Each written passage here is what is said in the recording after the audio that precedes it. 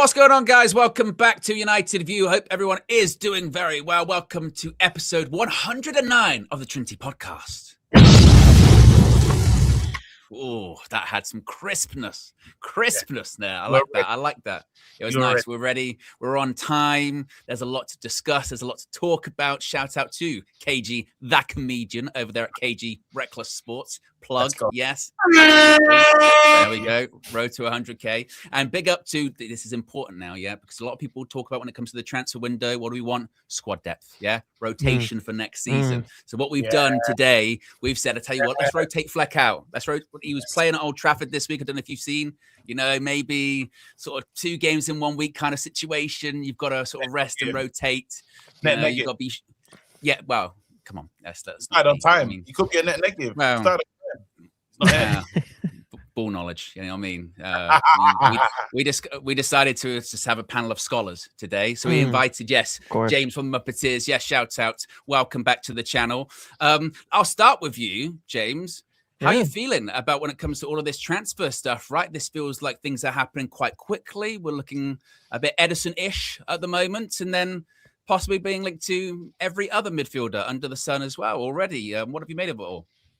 It's nice. It's nice. It's kind of like, you remember last season ends, Cunha's in the door a few days later. We're all pretty like, oh, okay, we're moving different now. And I think we'll see this as a regular pattern moving forward, that this is just the way we operate these days. The times of, we can't do deals until July. We can't do deals until August. We're going to wait, I think are in the past. They've had a lot of time to prepare for this summer, and I think they're well prepared. They have a clear plan to get things done, and I think we're off to a pretty good start. Yeah, I mean, KG was talking about just before we went live about, you said, James, I've been watching your stuff. I've been lurking in the chat and all this kind of stuff. And actually, it's a good segue, because KG, have you seen James's latest innovation? I don't know if you've seen this. His new website where it says yes. Yes, I mean, it's nice, isn't it? If you guys aren't aware, right? Let's get this up on the screen, right? Let's get this up on the screen. Look at this. Look at this. That is something else, yeah? You can see all of the tracking real time. See the Ederson one there, 90% current probability. Little editor note there as well. No issue on the deal. Adjust the formula, advance, but not 100%. Very likely expected fee. Look at that. And then when latest stuff comes up, people go higher and lower. I love this. It's James. I've got to say, this is, and what he does as well, he's like, are you collating like things that I said about different where it's coming from? He's got a good formula. I'm telling you, like, this guy, I see some people try to show disrespect and stuff, but I see other people just throwing shit at the wall. No disrespect to that guy. What's that man's name again that everyone starts to love? On you, he just says bullshit sometimes. That's loaded. Where you go with this, KG? That's what I'm saying. Are you sure you're not watching me as well? No, you're not. You are lurking. Hold on, there's a Twitter guy. Come on, we all know his name. Then he became famous one year for no reason, like, and everyone started to say, "Why did you give this guy so much power?" Indy, Carla. Indy. Oh, last season. Well, that's Ornstein's fault, isn't it? Yeah. Exactly. Indy, but this is the killer. Like, at least what I'm saying with James is he's putting the work together. It's sourced. He's getting round, and then he's putting a percentage to it. So it's not just, I'm just throwing shit for the sake of it. There's actually a method behind it. That's why you see it going up and going down. Some people are just saying stuff. So give the man his damn respect. And I've watched it. I've seen with my own eyes when we're at things at Man United. And I'm telling you, we have different types of conversation. I'm laughing, and I'm seeing James having one of those, like, James is doing that one, and he's just leaning in. And he's just like, then he goes off, and James has got the exclusive. I'm telling you, I respect him. I've watched. So big up, James. Yes. That. I mean, what's quite interesting, actually, talking about these transfers, right? So the Ederson one, I think already the Ederson deal, has been a bit of a case study of how this window may operate, positively and negatively, by the way, for Manchester United. The positive is that player already close to being through the door, squad player, not the marquee player, but actually when you do sort of break down the financials, not the worst deal in the world, and significantly less than some people are reporting at different points. But I think it's a case study in also the hysteria that can surround what is really a sort of simple, low-cost transfer. Because my goodness me, there has been a lot going on, hasn't there, surrounding one? I go first and say, yeah, Owen, following you on Twitter this week has been my secret entertainment. It's been joyous. You have been Mr. Petty himself. Like from Roy to all of literally everything. Like it's the way you're like, watch out, because they say all these things anytime, and it's true. You haven't told any lies. Basically, the Man United fan base has decided that Ederson's trash because he's not in the Brazil squad. They think he's trash because not enough teams are going to buy him. They think he's trash because, hold on, what's another reason? It's Agate. You can't sign a squad player first. That's one we've heard this week. He signs a squad player first. The price is bad because it's in his final year of his contract. So how he's 38 million? He's a Casemiro direct replacement because he's Brazilian and he plays midfield. So he must be a replacement for Cas. All of these things. The biggest reason is because someone else said he's trash, by the way. That's actually reason number one that it gets around there, because someone else said he's bad. Well, and this is the other one as well. Honestly. The other one as well. He's a Wilcox signing, so that means you know what I mean. It's my favorite one of all. This is not a Vival signing. This is a Wilcox signing, and they're different. They're different things. And if it falls into the do I like the player? No. Well, that must be Wilcox. Do I like the player? Yes. Well, that's Vival. And you go. I'm open to seeing. That's what I said. I've got no big expectations, and sometimes you can really be surprised. Like I put big expectations on Mbeumo, probably just fell short a little bit. I didn't have maximum expectation on Cunha because that wasn't the guy. Like he came in, I was like, oh, show me something. Then Cunha became one of our more important players near the end of as we go into the business end of the season. Cunha started to show, you know what, I could be one of those guys that you can rely on. And I had no real big expectation. And I think sometimes we might need to do this at Man United because we always think there's going to be that one player that's going to save us or change our whole... Remember when I was waiting for Herrera and the lawyers and that stuff? There was him. There was Paul Pogba. There's been Zlatan. There's been Cavani. We've been here. Falcao, for Christ's sakes. Di Maria. We've done this before in terms of when you talk about massive, huge names and you think, oh, now it's time. Or Ronaldo coming back. Sanchellini. The names go on. So now we're in the stage of, okay, we brought a guy in. Is he going to be functional? Will he fit the team? Will he fit the squad? Can he offer us a bit more? Yes. Wicked. Simple as that. I mean, I was literally just about to say, I really don't think it's even that kind of deep, to be honest with you. Like, you know what I mean? You just look at it, you go, how old is he? He's 26, 27. You go, 1 year left on his contract. What's it going to be? It's around sort of base is around 34 million quid, which in today's market, people can say, oh, a lot of money, but it kind of is what it is nowadays, unfortunately. And you go, okay, is he going to be like first name on the team sheet next season? I mean, probably not, but you never know. He could be turn out to be really, really good. And you go, all right, then move on. It's kind of, I don't know, is it more complicated than that, James, you think?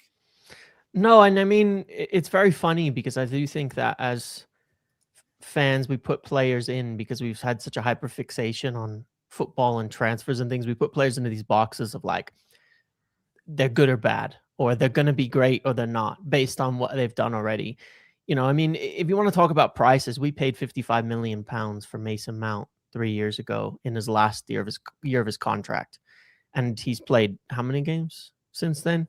You know, and how that's worked out. 35 million represents, I strongly believe this, regardless, we get, you know, everybody, we'll see how the transfer works out. Nobody knows, but 30 to 35 million for a senior player with Champions League experience who's been at a very good club in Serie A for some time is probably some of the best value for money in terms of purchases we've done. We overpay like crazy. We paid 50 million for Fred, who I really like, by the way. We paid 50 million for Fred from Shakhtar in 2018. It was 8 years ago.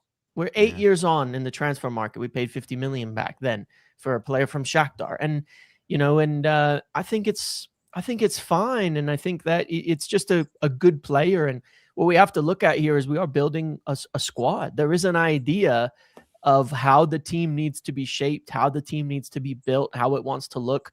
And even with changes, even with chaos, even with the things that have happened, that's always been the most important thing, right? That there is a clear underlying plan that continues, so we don't do this horrific thing of building one team for one guy, one team for another, one team for another, and we never end up with anything that looks good. Ederson fits exactly how we want to play, fits what we want to do. He has the right profile, and it's consistent. We wanted him last year going into the summer. He was our top midfield target going into last summer, and we didn't end up going for midfielder because of the prices and things associated. Now we have him now, and that's it. And that's another good point there. Availability, right? This has been one of the huge things that since Ineos has come in, they've gone, right, you can't play, you're not going to be here. We're going to move you on. 50% of our wages. 12 months ago, 50% of our wages was not on the pitch. I remember That's crazy. So that's a huge way that the club can scale itself up. Even with our wage bill coming down, we have more available players than we had in the past. I just think it's a simple, good signing. And I think that, so many, it's really just fit in time and place for players really determines how well they do more than anything else. We've seen so many examples of players go to clubs. They're bad at one club, good in another. Vitinha was at Wolves. He was a failure at Wolves, and he's one of the best in the world at PSG. It's so much is about time and place, finding the right place to be in. We've seen failures, we've seen successes. I think we just got to trust that at this point they know what they're doing. I mean, they've done really well in the last 18 months, and I think they know better than we do on that front. Well, that's the bit I didn't really get with it, because you're right. I think there's so much you can and people should criticize Ineos for since they've come in.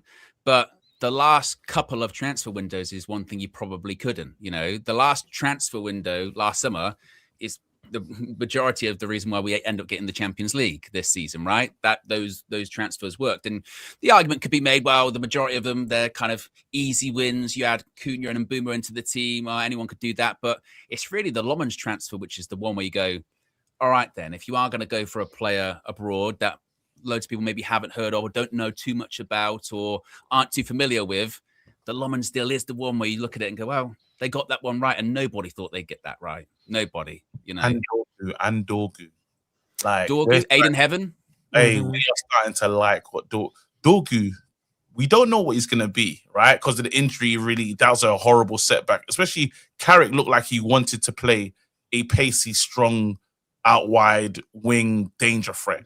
I don't think if you can casually move that boy back to left back anymore. I don't think he looks like one of those. He's crazy effective, like it's actually amazing when you look at his numbers. He's got like 7 goals and assists in like 600 minutes as a winger. It's nuts. It makes no sense, but he's just effective. Some players are like that. Well, it's 3 starts under Carrick for him, isn't it? Because he started City, Arsenal, injured, and then he started in the game where he scored the header. He's got goals in all of them, or goals and assists in all of them. Like 3 starts, 3 goals, which is crazy, isn't it? And it was so weird with Dorgu, because it was like, wasn't it? Well, when he comes back from the injury, look, he's not going to be like he was against City and Arsenal. So let's play down those expectations. But actually, when he started, I mean, those first few cameos, he did look rusty. But then he is a threat, isn't he, KG? Such a threat. Like, he's such a... When you look at this squad, and trust me, guys, I've been doing my job. I've been lurking on other channels, just seeing what's going on. Liverpool is a beautiful place to be at the moment. They're getting through it. Really upset over it. And you know that when I was on the Liverpool channel, it sounded like how we sounded in that season that we finished 15th. A lot of just animosity. Like, it don't even look like you're fighting the person on the panel, but you're so angry about everything. It looks like everyone's arguing with whoever. Right now at Man United, there is a peace. We're actually building a squad, but we've got great pieces in the team already. So you say we got the Cunha, who cares and loves the club. Mbeumo, he cares, like the Man United fans, they want to see this team do well. They came here without Champions League football, unlike the Liam Delaps and the Garnachos that wanted to play in other places. We actually have a squad unity, and now we're trying to add pieces that fit that. With Michael Carrick at the helm, that's really calm. We're in a good position. Finally, there's no circus. We're just good. We don't lose every week. That's good. We got a competent keeper. That's really good. Now, can you go and get me like the likes of, I see the players on here. I see the players on the thumbnail. Get me those three. I'm made up. Get me Tonali. Get me Fernandes. That's it. Oh, I thought you talked about us three. We're the ones. I thought you talked about us. Yeah. That's the midfield three you want. You're here already. I need those three.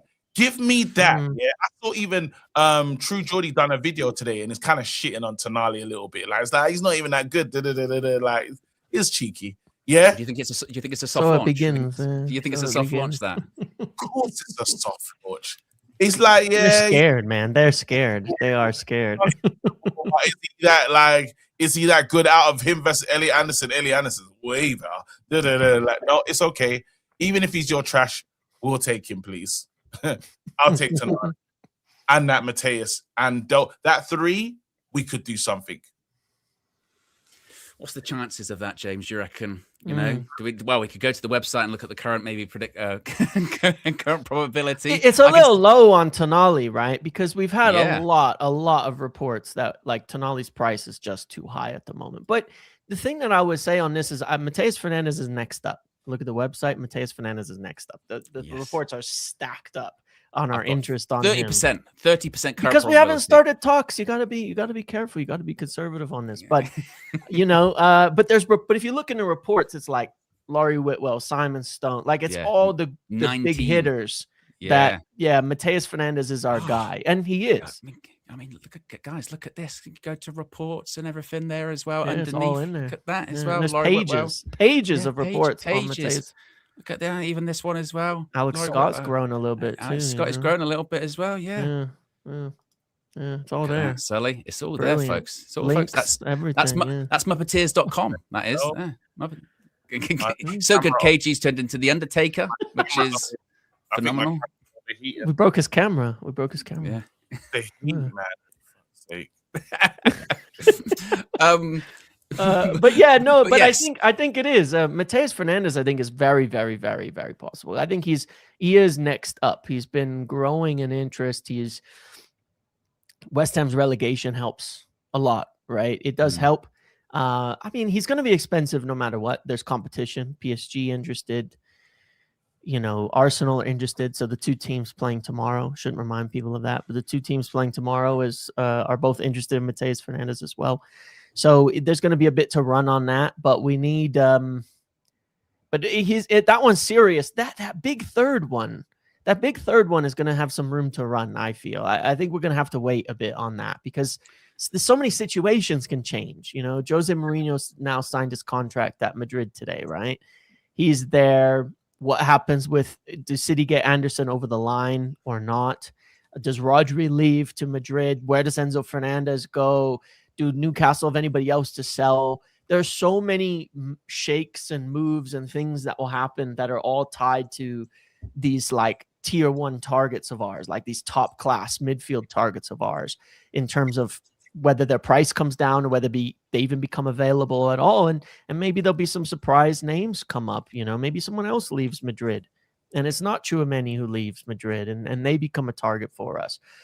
So I think it's ultimately possible for sure that we end up getting something like that because the interest is there, but we're going to be smart and wait a bit. It's kind of like, with Šeško at the start of last summer. Yeah. He was nailed on for Arsenal. That's what it looked like. And it was like he's going to Arsenal. Arsenal are pushing. They're in talks. And then it was other clubs. And we found the money under the mattress that was hidden there all along. Got it done. So I think the third play, it's going to look, there's so many patterns similar to last summer. I think that third signing is going to look a lot like that. Just a bit later. Wait and see how things play out. And then we'll get something good done. KG, you're hearing this because this is where I think KG gets excited with this kind of stuff because I heard there, KG, a lot of kind of, James, a bit of a soft launch of that third one. We've got Ederson's first, but he's technically third. Mateus Fernandes, he's going to be second and he's second in the list. And then that top one could be anyone and could be for a lot of money. And we don't, and maybe we don't know yet who that could be.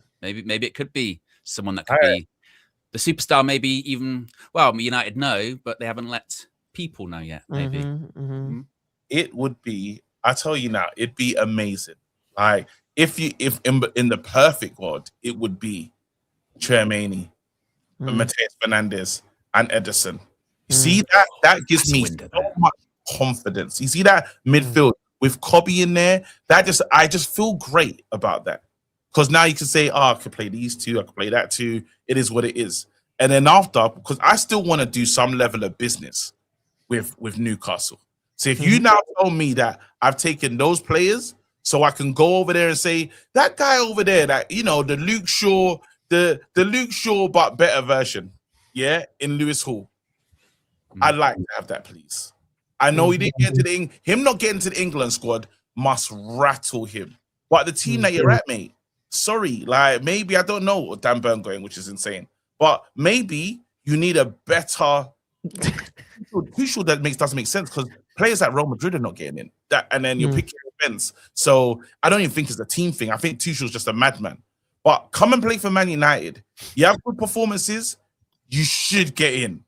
I know Harry Maguire didn't, but you should.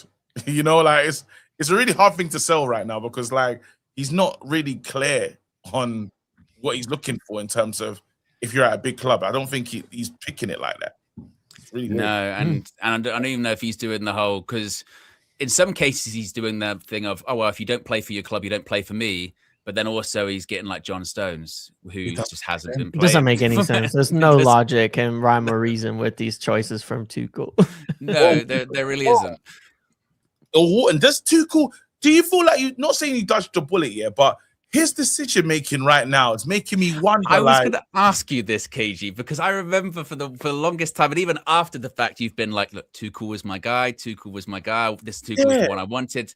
Are you saying just with this squad issue? Then, I hate Thomas Tuchel, man. I cannot stand the guy. So has that changed your thinking, KG? Are you having a little bit of? It's weird. I can't lie. Like in recent time, I'm looking at him like, what the hell are you doing? Like I'm still trying to figure it out. I'm like, Tuchel, I don't get your decision making, and I wanted you at this club. Like I love this club. What would you have done here? On what? And you know, World Cup there, KG. Then he's great. Then it's fantastic. If it works, yeah. It was all wrong. At the end of the day, this is where you have to let the rubber hit the road. And I say this with transfers, with everything. End of the day, you can have your opinion, and then the players have to play and do their job, and we'll quickly work out who's meant to be here and who isn't. Simple. And that's what we're getting through with Man United. With all these names and links and stuff.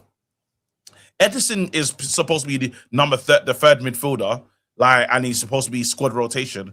What if he's so good he becomes a starter? I'm not sure he will be. I'll be quite honest, because he was a top target last year, and I think that's where I think it's too binary. It's not just a squad option. Who's the best player for the game that we're going to play? And you have to bear in mind he might be the only experienced player coming in there. When we're talking about playing in Champions League next year, he's done it. He's 26. We've lost Casemiro from an experience standpoint. If you have Mateus Fernandes and Kobe in that midfield, it's young and it's inexperienced, and you might have someone like him starting for some time even to help them. Look at how Šeško took his time, right, to get in. He started for Leipzig, but we had Mbeumo and Cunha kind of helping ease him in to become the regular. It could be the same thing with anyone. Scared to take a pen, remember that one? Scared to take a pen. There were things went over the top, but but you're right. No, I think you make a good point, because when people were talking about Ederson over the last week or so, they were talking about that obviously that Europa League final win they had against Bayer Leverkusen a couple of years ago, and that was the Bayer Leverkusen team of destiny, a whole season unbeaten, and they absolutely played him off the park, and he was integral in that team. So I think you're right, with the European experience coming up next season, and just more games. Sometimes, the signing that maybe doesn't look the flashiest can turn out to be really important. I equated it to, when you sign like Park Ji-sung from PSV Eindhoven, he's an integral player to Sir Alex in specific games, European games, big title deciding games, or what have you. Maybe he's not needed for Burnley at home, but then not every player is needed for that kind of fixture, right? So it's just, different horses for different courses. I mean, our manager now, permanent head coach, Michael Carrick, back in the day, he wasn't rated the way people talk about him now as if he was always rated as a top player. There was a lot of mixed opinions on him back in the day, Only passes sideways, mate. Yeah. They were weirdos. They were weirdos. He was before his time. He was brilliant. And he all the place finished as well. He'll pass it into the net. Like, he's Carrick. And this is why I think we're really his man management is solid. He has good man management. And, even down to how he looked after Malacia is one that surprised me a lot. He tried to make sure Malacia left with a good feeling, and a lot of times Man United players have left this club hating it, and this is what gives me so here's the, not bomber, but here's the space in the room for where we're at, because I've seen some new information from one of these journalists that basically said that Rashford, they're kind of waiting to see if they can get Alvarez. Rashford's contract, not paying the Rashford salary will free up more money. Rashford's not coming back. Let's just all understand. He's not getting to Barcelona. That's done. Yeah? It's over. Clean. They've gone and got the new guys, done the medical. They're looking at Alvarez. They don't want Rashford. The one man that has a good relationship with Rashford or could fix things is Michael Carrick. Now, I know the club are waiting. Hear me out. I know the club are waiting. He's not coming back, KG. I know the club are waiting. The club are waiting for, and this is where I know I'm going to be different. I'm taking a different road. The club are waiting to sell Rashford and get some money. I don't think they're going to get the money they're looking for, personally. I don't know how. They will. From what club? I think any club. I mean, there are a lot, KG, just for back in the day. I mean, Aston Villa in Champions League again. They sell Morgan Rogers. They could buy Rashford easy. Arsenal, we're looking at him last time around. Bayern had a lot of success bringing in these Premier League forwards. Their whole front three is made up of them. They've done real well. There are quite a few other clubs that could look to him. I feel like there's only two teams that, remember, because Rashford doesn't want to go everywhere, though. That's the only thing. There's two teams. But I think that changes, KG, because I think we were talking about this morning, and I said the biggest. You have to remember how that all played out in the first place. When he was leaving United the first time before he went to Villa, it was Barca, Barca, Barca, Barca, until the message became clear. Barca's in the summer, Barca's not in January. And then it became very quickly Aston Villa. And to James's point earlier on, I think that until someone communicates around Barca to him that it's definitely, you're not coming back here next season, basically, then I think if he opens himself up, I think loads of clubs will come calling. I mean, to James's point with Villa, this was the same side that same club that had 90+% of their revenue on their wages. They picked up Rashford's contract last time, and I think they do it again, to be honest with you. To Villa fans, they liked him. I'm saying buy. He has to be bought. The club don't want to loan him. If he takes a big wage cut to go somewhere like he did for Barcelona, which I think he will, to go somewhere else, I think he'll be sold, no problem, because it's not that big a fee. It's the wages that are the biggest issue. But if he takes a big wage cut, goes to Villa on 150 or something, they'll buy him. They can do it. They're gonna make some sales. They're gonna move some things on. You think Rashford, and he's had a good season as well. Don't forget that. You think he'll take 150 instead of just coming back? We can't come back, man. He can't come back.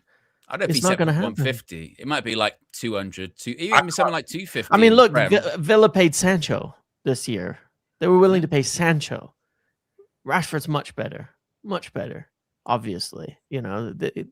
I think they'll take him. But he's not coming back here. It's just not going to happen. Arsenal pay big salaries as well.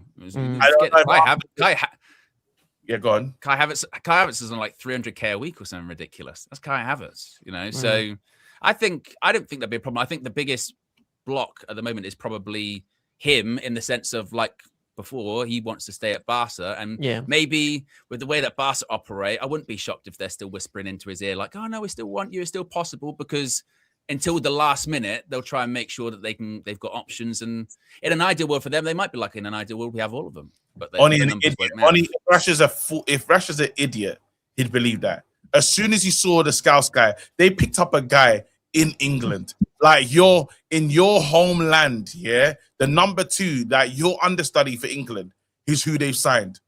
And he's going to play on the left-hand side, knowing they already have someone for the left-hand side. Brother, it's over. It's done.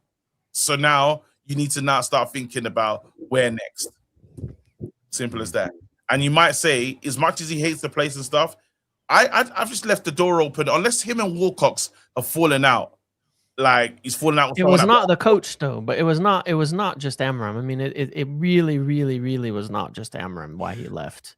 Well, even look at when Sir Jim was alluding to stuff, wasn't he, in one of the interviews he did? Was it Gary Neville, that one interview, when he was sort of said, and he was trying to back Ruben at the time, but it was a bit of a swipe at Rashford. He's like, he wants people that are totally committed to the club. And maybe the general sentiment is that he just towards the end wasn't committed or didn't want to be there. Yeah, just, you know. They can't bring him back with what they know and what they've done and how things have gone. I mean, it'd be like bringing... No, I don't know. It would have been an unfair comparison, but they can't bring him back. Yeah, they can't bring him back because they've made certain decisions at a high level that they can't do it. And there's been messages put out there, things like that. Like, they can't bring him back. And now suddenly they have to sell. Oh, no, he's actually super committed to the club. Oh, no, you know, the wages weren't an issue. Oh, no, you know, there was no problems in training. You know, they can't sell it that way. I mean, we've seen that, though. Football's so fickle. Like, we've seen those things. Why is it going to be different here? Like, why will he take 150? Is he going to cut his contract at United down? Cutting his contract by 60%? No player. I don't even think it's that though. I just think it's baggage. I just think just too much either way's happened, and it's best for everyone just to move on. You know what I mean? Why would they want to open themselves? Like, it is that, like, why would they want to open themselves up to a controversial decision? One of the things they've really tried to avoid is controversy. How controversial? You know, and to... Well, I guess. Well, I wouldn't. How controversial? How controversial? Like, so this is me playing devil's advocate, yeah. But I'm actually interested now. Yeah. This guy, he went to Barcelona, done an interview speaking about the UK, this, that, and the other. Yeah, has he trashed the club heavily? I mean, just look at how the post like a week ago. You know, thank you, Hansi, all of that, believing in me. Look at the reaction. Well, it's fair. I mean? Yeah. Well, it's fair though, because they got him into their. I know, but look at the reaction. Look at the reaction to it. Pause this, guys. Pause this. Yeah. The fact we're having this discussion is the baggage, isn't it? Yeah. The fact that we're going, yeah, but the post, and you're going, KG, yeah, but who cares? Blah blah blah. The fact that even we're having this talk, that's the baggage, isn't it? And it's a discussion. That's the fact my point. I'm not saying a discussion. That's bad or anything. I just look at the discussion that goes on around it. If I score a couple goals, people care. I saw Xhaka swear at the fans before he left. I saw him literally proper like done it at all the fans. What happened? They figured it out. Games. Fickle. Like, it doesn't. Like, you can come back from those things. When Rooney asked to leave. Like, we've seen mad things before. It's not like we've never seen that. But this is the difficult thing, KG, like with the Xhaka one, but he's not Marcus Rashford come through the academy, you know, local lad, people back him to the end. And also, like, you know, this is the problem with Rashford, is just his voice carries a lot of weight. You know what I mean? It's just, and I just think with United, it's just, I just don't think it's possible. I understand what you're saying. I just don't think it's possible. I don't think it's possible. I don't think it's even been under consideration, not even once. I think it's best for everyone. I think it's best for 50% belief that he ends up wearing a Man United shirt again, and something can happen. Football is such a fickle sport, bro. We've seen it before. I'm not gonna say nothing's over. Like, he hasn't said anything overly dramatic. He's been shady. He ain't done like. He hasn't gone.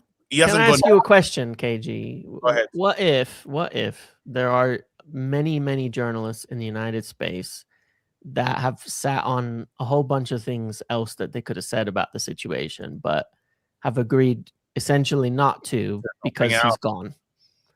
And you open that whole can of worms for a whole big set of more reasons why he left in the first place to come out. There's a lot of problems here, and that's not really a hypothetical. It's just because it's sort of like it made it difficult. Like stuff like at United, basically, you know. Well, that's going to come out once he officially leaves, though. Once he leaves, it'll come out. If he comes back, it'll also come out. I promise you that. And I honestly feel that let's look at another way to look at this. And I know a lot of people are not feeling this, but I remember speaking to my someone called one of my boys, Larry, one of the delegates, and he's talking about if he was to come back and Man United was to get together and we won the league, all is forgiven with Rashford, surely. If Rashford can come back to his boyhood club and win the league, you think people are going to give a shit? Of course. No, but a lot needs to happen there, KG, isn't it? You know what I mean? But we have to win the league. You bring back Rashford and you have someone that can do something. He's a decent player to have out wide, for sure. He's a good player to have. Yeah, he's actually his quality. Rashford is not a bad player to have if you had him. Like, you got Cunha, you got all these other players, and you have a Rashford. Is it the worst thing in the world? Could he offer something?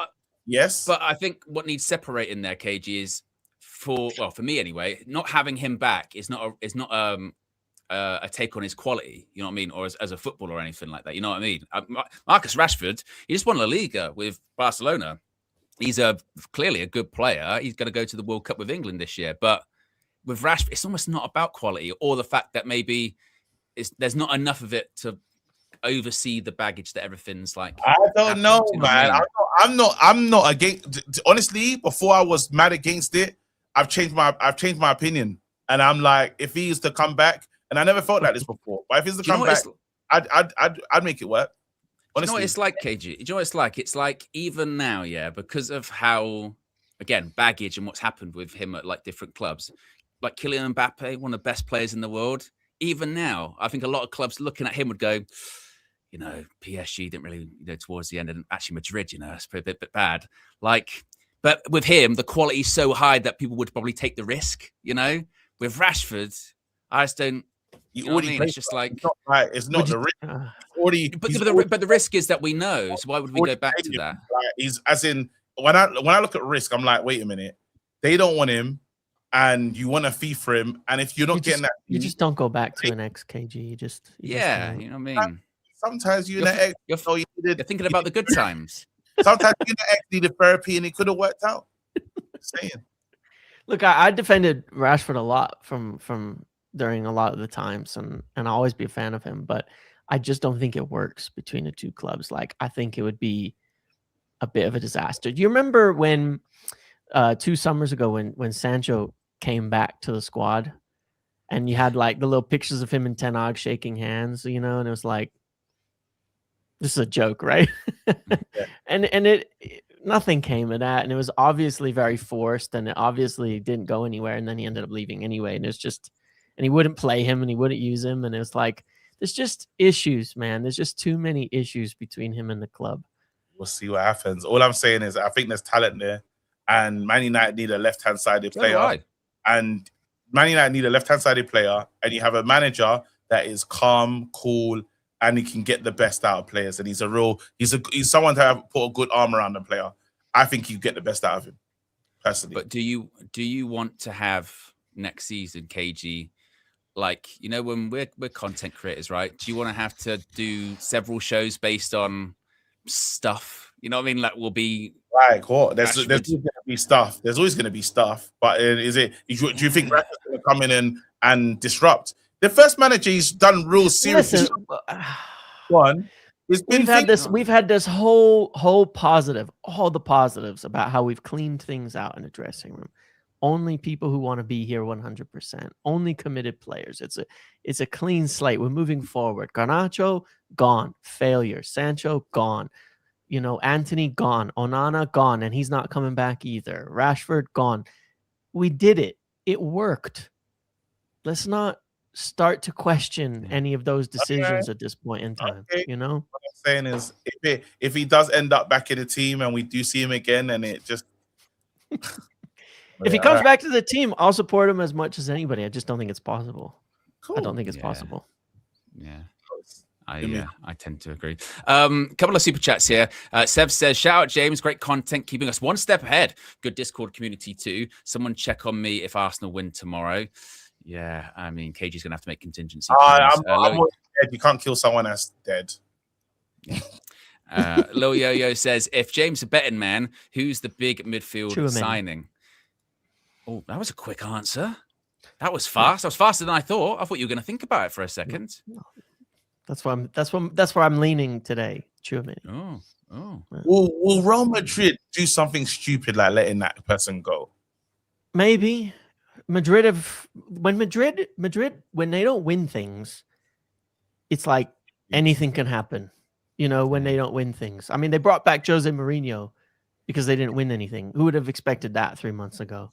6 months ago? Nobody, right? Nobody would have expected it. So, and the other reason, I'll just go on a small tangent here, but like last week on Saturday, I heard and was told that we were not pursuing Carlos Baleva, who up until very recently was still considered by a lot of people, myself included, and a lot of people who hear things, to be a very possible target. And he was listed among like the tier 1 top targets, like.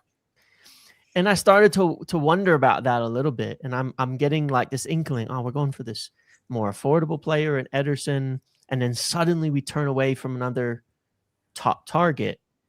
Usually, in my experience with United, when they drop somebody, it's because they have someone else in mind, and that's just been how they've operated for a long time. And I just have this feeling that they've got this idea that something else is possible, and a new development. It's Tchouaméni. Yeah. New developments behind the scenes. You know? Maybe something's changed. KG, what's your immediate reaction to that one? Because I've been doing this thing with James for a long time now. Yeah, I've never seen him do that before, which is interesting. That's what I'm saying. It was a surprise. I will say that. Like, and I never to answer so quickly and directly like that. Yeah. Never. I've never seen him do that one. So that's like, and I don't want to get excited, but I'm already excited. Don't get excited, but it's just I've just been. The thing is, I was giving it thought this morning already, so I have my answer already like top of mind about this, because this is kind of like the next big thing to dig into. But you haven't heard anything yet. It's more. It's like you have semi-informed hunches, and then you have to look into those hunches, and that's the next thing. But that's where I'm going, you know, over the next few weeks. That's what I'll be looking at and seeing. Why has this happened? Don't get me wrong, because I don't want to shit on Tonali and make it out like that won't be a good enough signing as well. Because I know I was waiting for you to suddenly now we're not interested in Baleva. Go good rubbish. He's been rubbish this season. I've been biting my tongue all season. There's the tier 1 signings. It's Tonali. I think it's Anderson, Tonali, and Tchouaméni. These are the ones that are in that super like, oh my god, like the big signings. Any of the 3 of them, I'll be really happy with. Anderson, maybe for me, I'd be really excited because I feel like we've done our Declan Rice type thing. We've done our 100 million. We mean business. We're serious. We're saying that we mean it. Tonali probably cheaper, but I know we've got a wicked midfielder. I know some people have been playing him down, saying he's not that good. I don't know what you're watching. It's weird, isn't it? That's weird. That's really weird. Tonali's a very competent midfielder. I think Newcastle had one of their best midfields for a long time in the Premier League. But hey, what do I know? And that Tchouaméni one is just like bloody hell. Go on then. And we probably get him for less than we buy Anderson. Well, that's the thing with Tchouaméni, right? Is that if he becomes available, we don't have any problem with the money aspect of it. Like what he'll be available for, what it would take to buy him, his wages, there's not going to be any problems. Like he's a Champions League winner, so he comes in on 250,000 a week. It's not an issue. It doesn't unbalance the squad. If he's for sale, it's going to be 80 million. Like they'll be fine to pay all of those things if he becomes available. With Madrid, it's not like, oh, you have to pay 120 to buy him. It's either he's for sale or he's not. And if he's for sale, then it's going to be at a price that is high, but that United can reach. So if he becomes available, I think it's easy to do the deal in a funny way if he becomes available. And that's what makes it kind of an intriguing one. Yeah, I was going to say that's what is interesting, because thinking about those 3 deals, We know Elliot Anderson's probably over 100 million at this point with the numbers that are being thrown around, and it's Forest, so they're going to drive a really hard bargain when it comes to that, which is maybe how we get back into that race, ironically. Maybe City just decide, look, that's too high, but then that might be too high for us. But we know that's going to be expensive. That Tonali one, as you were alluding to earlier, James, kind of thing that might be putting people off is the price on that, particularly as Newcastle have just got money from that Anthony Gordon deal. If Tchouaméni did become available, I was just thinking that in a weird way, he might actually be a cheaper transfer in terms of the transfer fee. Maybe not in terms of the wages, which is maybe where that would even out. But maybe it is one where suddenly he's available and he wasn't a couple of months ago. And maybe that's why you do have to be somewhat fluid in the transfer market. Tonali tried to hand in a transfer request in Jan.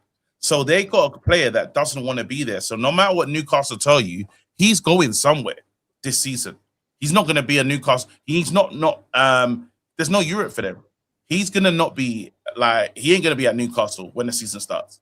So he's getting the precedent's been set with Alexander Isak. What happened last season, he really called Newcastle's bluff, whereby if you really dig your heels in and a club really wants you, you can leave. Like you can do that. Whether Tonali would do that based on, because Newcastle have backed him, through the whole ban and all that kind of stuff. Whether he would want to do that to them, I don't know. But I don't know about that one. Any of these three, though, you're not upset if you bring in one of these three. I was still hoping that we could have done the Anderson thing, but I feel like maybe Man City have just done so much legwork that it doesn't matter that Pep's not going to be there. Like they've convinced him to the stage where he's just like, all right, I'm going to go there. So that's the shame, because him and Kobe could look lovely together, and that's our next 7-8 years sorted with those two just there together, playing together, and they're so different. I just, man, we need to find the peace, but I am trusting the club to bring in that player that does that for us. Well, after those midfielders rather, I mean, how many other players do we think we get this summer? Because obviously I know the talk is about midfielders, and that's who we're going after first. And we do need to do the midfield rebuild. But if we got to the end of this transfer window and we had only signed midfielders, we would probably all be going, oh, I'd have liked something a little bit more than that. Other areas of the squad need a bit of work. So how many do we think we get? And what positions do we think we actually get realistically? Left back and a backup striker. Mm-hmm. That's all. Give me three midfielders, left back, backup striker. I'm ready to. I'll work with that. I can understand that. Yeah. Yeah. I think that we need a center back too, and I think that's one they're going to revisit in the middle of summer. If you look at our center back unit of players, De Ligt, we'll see. Yeah. I think that's going to have to be revisited. Harry Maguire, we got one more year. And he's obviously too old. We know what Harry is. What he's not as well. We're going to need to replace him sooner rather than later. He's not going to play 60 games. He's going to play 30 at most. There's no way he plays 60 games at this point in his career, right? Great for what he can do, limited in another sense. Lissandro, in and out of the team, has missed 2.5 years of his 5-year career at United so far with injuries. Limitations and all of that. Aiden Heaven, very young. I still don't know if Carrick doesn't rate him or something, because he just does not play the minute Lissandro's healthy. It confuses me a little bit because I thought he was really good. He lacks experience. When you listen to the manager, he said there's so much we can learn from being on the bench. If you start to listen to Carrick, he chooses experience more than anything. Yeah, he does. And then you've got Lenny Yora, who's also inexperienced. So you've got the opposite ends of the spectrum on our center backs, and there's nobody in the middle that's 26, has some good experience, reliable, fit, healthy.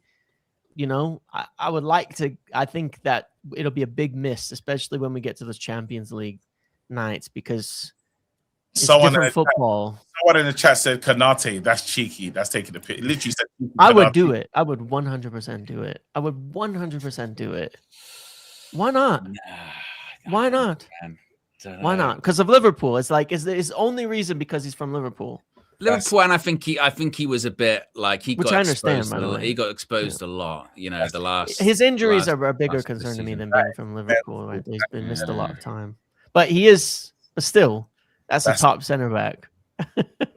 He's exactly what you're talking about. What do you say, 26, 27? Nah, that's not. Yeah. You can't.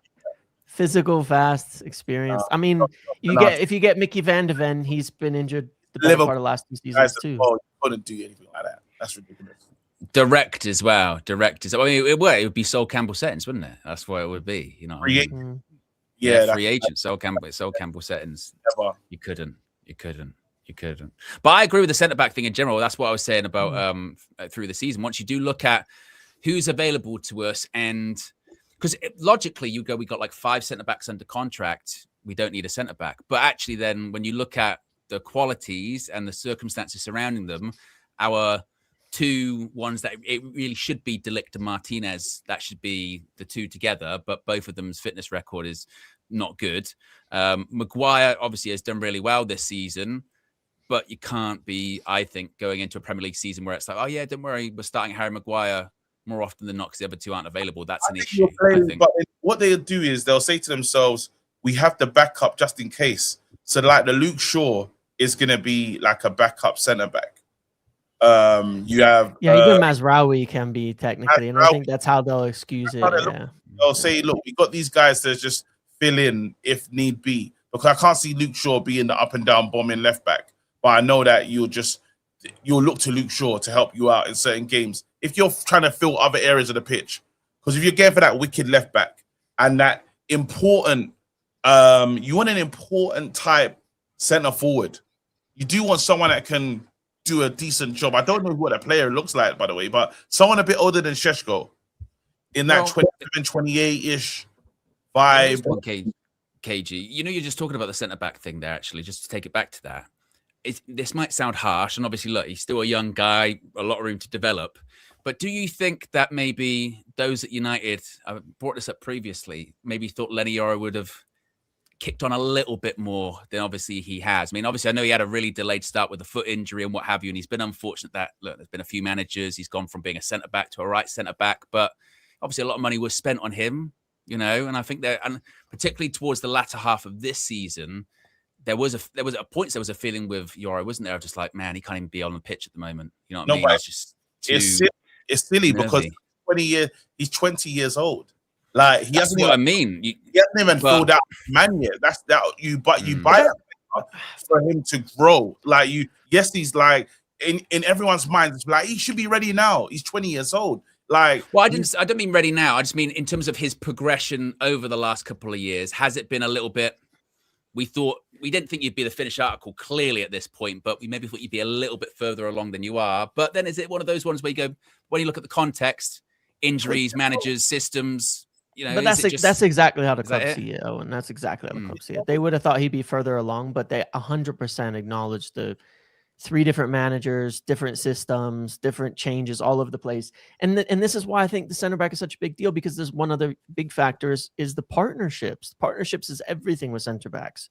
And who can partner Lenny that's a good fit that he can actually learn from too to get up there? You know, you partner with Harry Maguire, it's too slow. You're going to play in that high line, it's going to be dangerous, and you're going to be in trouble all the time. You're playing with Lisandro.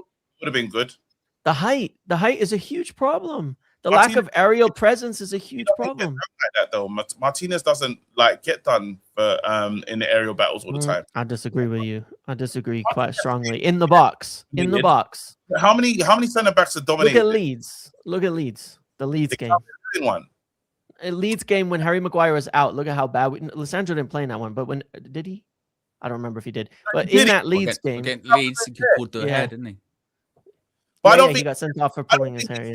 Remember, we used to say this about Lisandro, but Lisandro's done. It was that whole thing when Carrick had to apologize.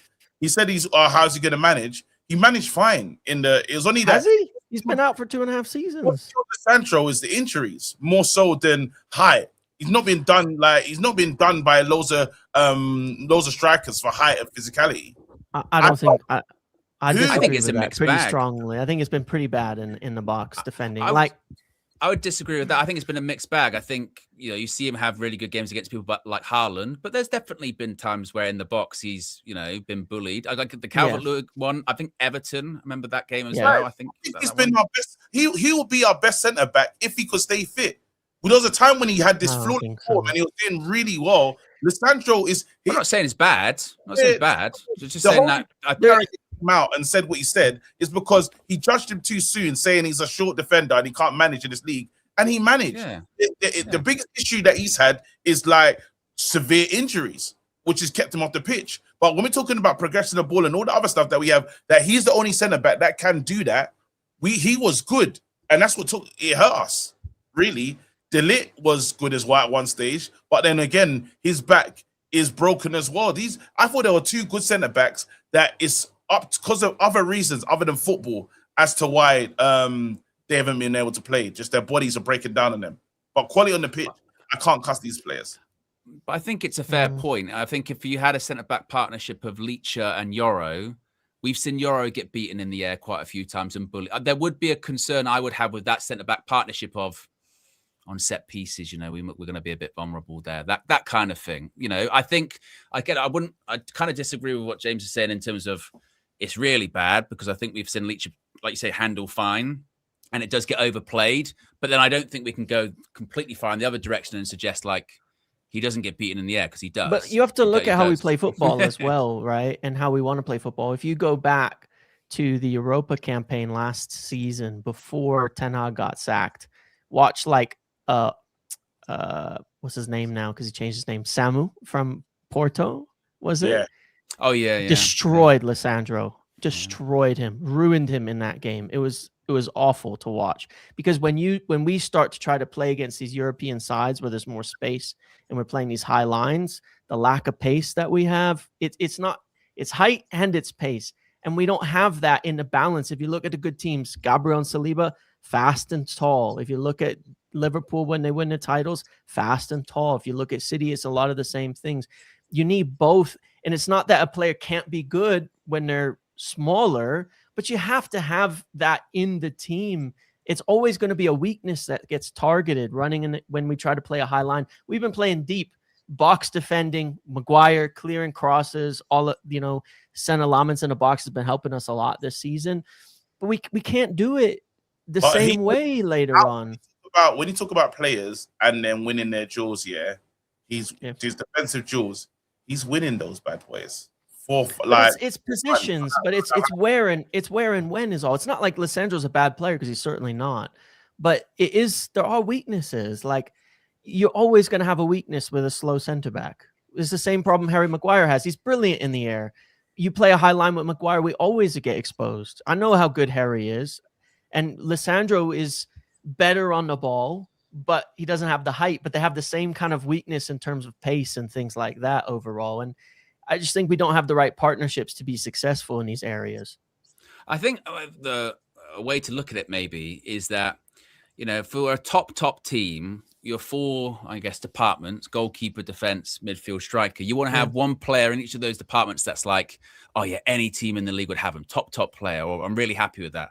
So you look at, for instance, say, goalkeeper, you go Lomans. I'll tell you what, after the seasons he's had, what a goalkeeper, fine with that. You look at the striking situation, pick one of the attackers that we've just got, right? You go, actually, yeah, good quality there. And you can include Bruno in it. Midfield, we would hope that after this summer, we can have a player in there, whether that is Tchouameni, whether that is Elliot Anderson, whether that is Tonali, whether that's whoever you go. I'll tell you what, that's a star midfielder in there. With defense, with those defenders that we've got under contract, you would go like, they're good. Don't get me wrong. They are good. They're good. But is there that one that is like a There's Gabriel? just huge weaknesses with almost any of them. There's a big weakness somewhere. Yeah, there is something where it's just, that's why maybe that's a next summer thing where we do need to find that next centre back that is that like 70, 80 million pound centre back of like the next one up. I don't know who that would be at the moment, but because we just don't have that. And we did see that this season. We can see there's a similar amount of goals as we did last season. It might be happening in Euro. They're just not ready. It might be. Yeah. I think they have the best balance, but that's why I just want like even if we want to play Lissandro, for example, if we want to play him with Maguire, we're not going to play we can't play a high line with that. You're going to see, Ten Hag's donut return because the midfield's going to press and they're going to run. And then these guys are going to be 20 yards behind them, leaving these big gaps in the team. So it's just partnership. If we want to play Lissandro, that's great. But then either Yoro has to take a huge step forward in his development, or we got to get somebody who's fast and tall next to him. Maguire's just tall, but he's not fast.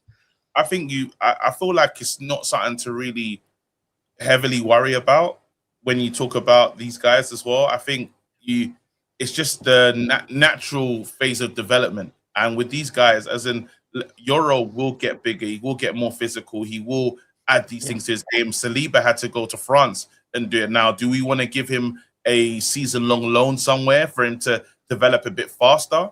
Who knows? But I don't know if we have all the more reason to get another centre back than KG, isn't it? Of going like, if Yoro's not ready, then we definitely need someone that is. And I think that's kind of the problem, isn't it? Sorry to interrupt, but it's just like it feels like at the moment we're trying to. If we could combine all the qualities of all of them, that would be the perfect defender. But we just don't have that. You know what I mean?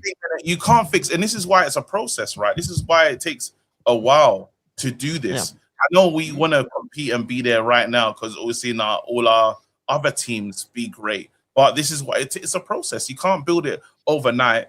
The next thing we are really focusing on is the midfield. We sorted out. We've done like the tails and the creative side. Now we're into the midfield.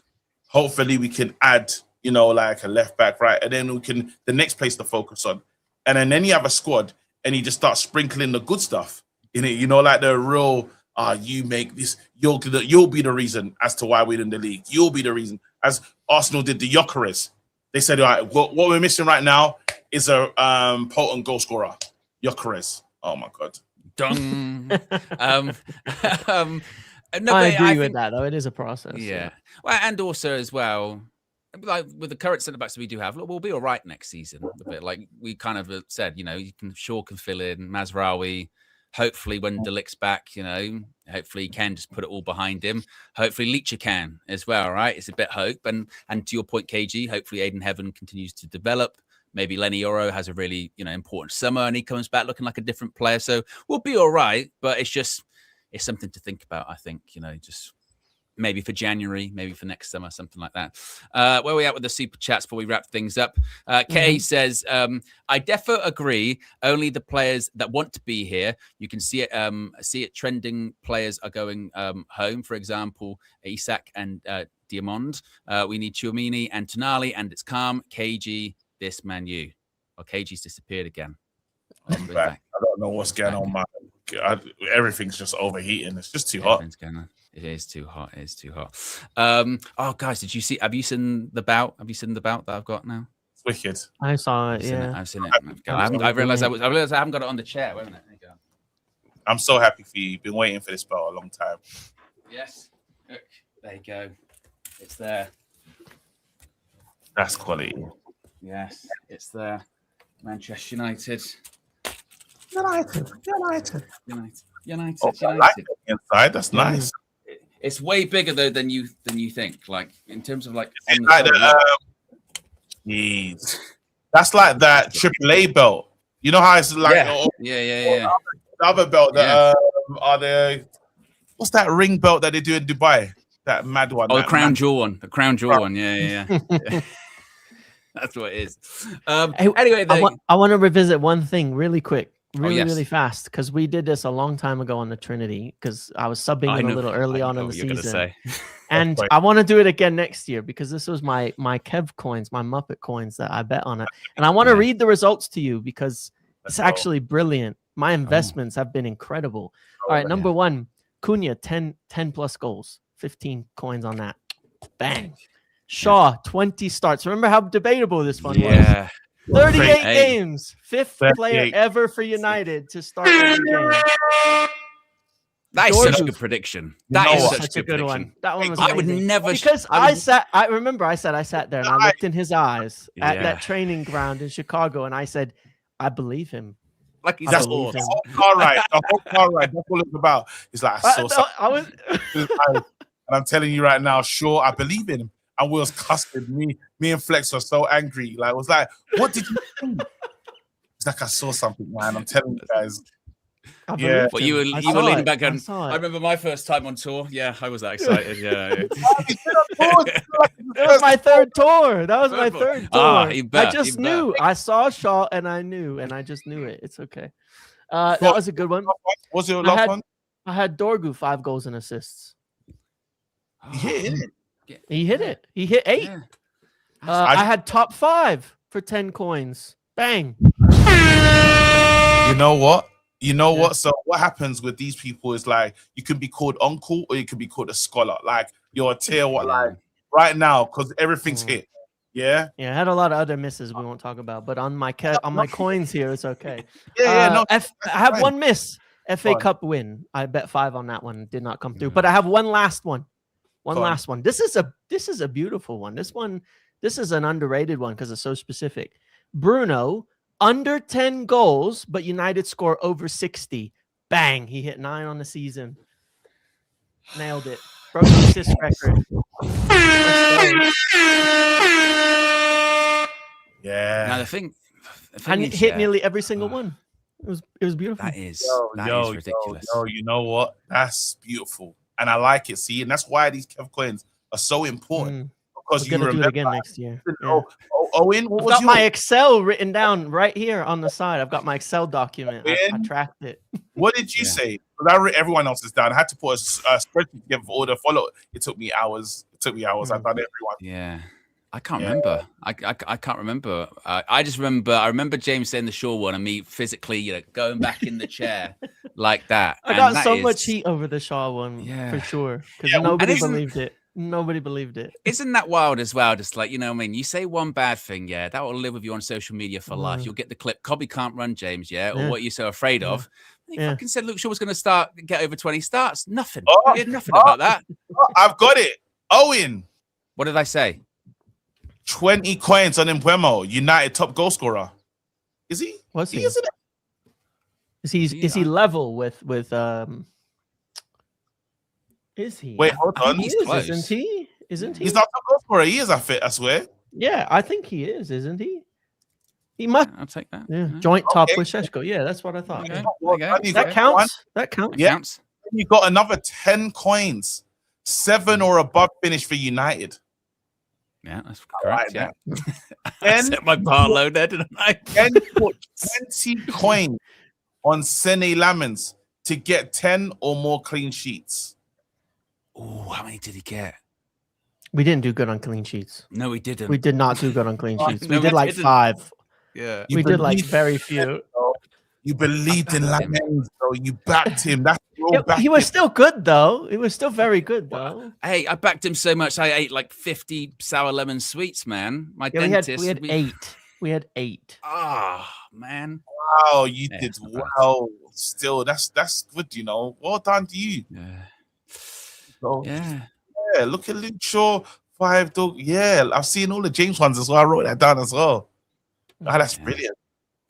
And they say we don't know ball, KG, eh? You know what I mean? Listen. No excuses. I don't hear, we're not full strength. I pressed that by accident. I assume it was the case, And of course, that was the segment about, what was it? That was a segment about Kev Coins. Kev Coins, they're worthless and silly. Kev Coins, buy money freely. Kev Coins, it's time to be crazy. Kev Coins, where goes the fake money? Watch my show for if you want to know what I've done. But I believed in Mbuemo. I put loads of it on Mbuemo. Then on Šeško. Yeah. Mbuemo and Šeško. That's where my thing went. Bro, I believed in those two. When is your show, KG? I'm next. I'm getting live in a little bit. Is it set up? Has to be. Unless if Yo-Yo hasn't set up, Yo-Yo, you're fired again. I can't actually see it. They're not there. By the way, KG, we did a video on Šeško versus Watkins, you and I together. We had a discussion on this because I was pretty pro Ollie Watkins. And I have to say that come the end of the season, I'm happier that we have Šeško for sure. But I think it turned out pretty even. Ollie Watkins had a good season. Ollie Watkins did quite well. This goes better though. I think Šeško's the better signing for us. Absolutely. I 100% agree with that. Would have been good. He would have been good. Yeah. But Šeško, Yeah. I don't think there's a loser in that, but I think Šeško's the right signing for sure. At the end of the day, 100% I'm in agreement that Šeško turned out to be the better long-term signing. Watkins has been great. I would love to take Watkins next year as that backup striker. I tell you what, that would be amazing. that would be, now you're talking. Is it not there? Is my show not there? I can only see a PSG versus Arsenal Champions League. That's what we're talking about. Final. Yeah. Oh, that's it. I thought that was like a watch along. All right. No. Prepare. It's crazy. Prepare for hate. KG's Reckless Sports. Just very quickly on that, a prediction on that. Who's winning the Champions League tomorrow? Oh, God.